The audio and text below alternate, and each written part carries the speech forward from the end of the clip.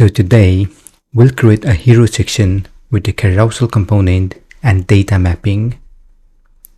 First, let's create a hero component. So, under the components folder, create a new file, hero.jsx. Let's create a functional component. So add export default function hero. Inside, add return. Then add div with id hero. Inside, let's just add hero section as a text for now. Then let's import them in app.jsx. So at the top, import hero from components hero. Then at the bottom, add hero tag. Check the preview and we can see the hero component. We need a carousel here, so we'll use React Bootstrap's carousel component.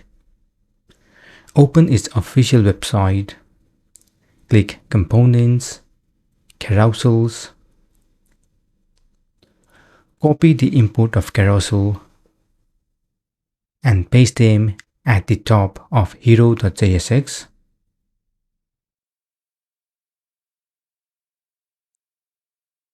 Then copy this carousel tag and paste them inside this div.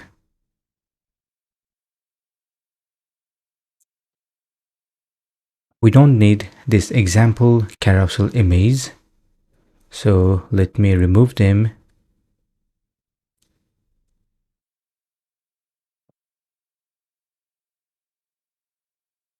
If you check the preview, we can see the carousel here. At the moment, it is not looking nice because we don't have the actual image. So let me add some data. Here we have hero data array. Then in each object we have ID, image and title. To use this data, we'll use JavaScript map method.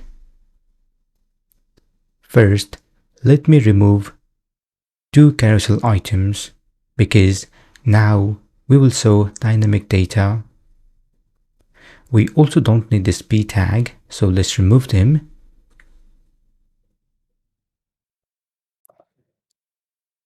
Now let me cut this carousel item, add curly braces, then add hero data.map, add data as a parameter, add return, and paste the carousel item.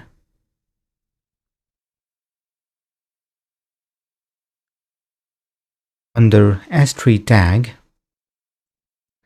we can add data.title to show dynamic title from hero data array instead of the static one.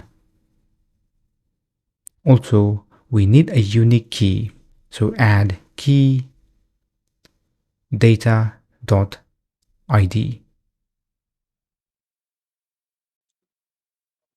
Now we need to show the image, so go back to React Bootstrap, click Images. We need fluid image, so click Fluid.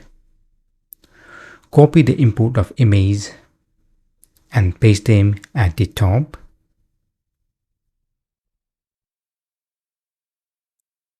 Then copy this image tag and paste them before the caption. In the src attribute, add data.image. Check the preview and it works. Now let's style them. First, under the SCSS folder, create a new folder, Pages.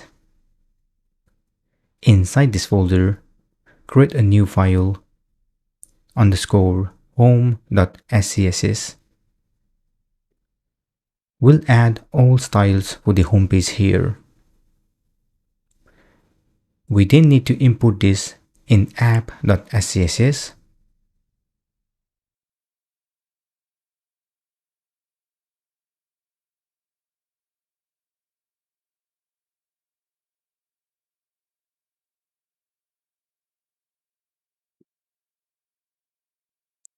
In home.scss,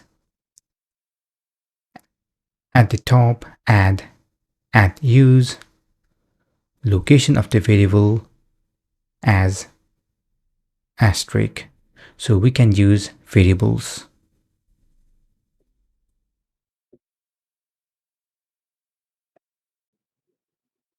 First, let's apply transparent background color in the image so that the text and icon would be visible. We'll use before pseudo element to do that. So add .carousel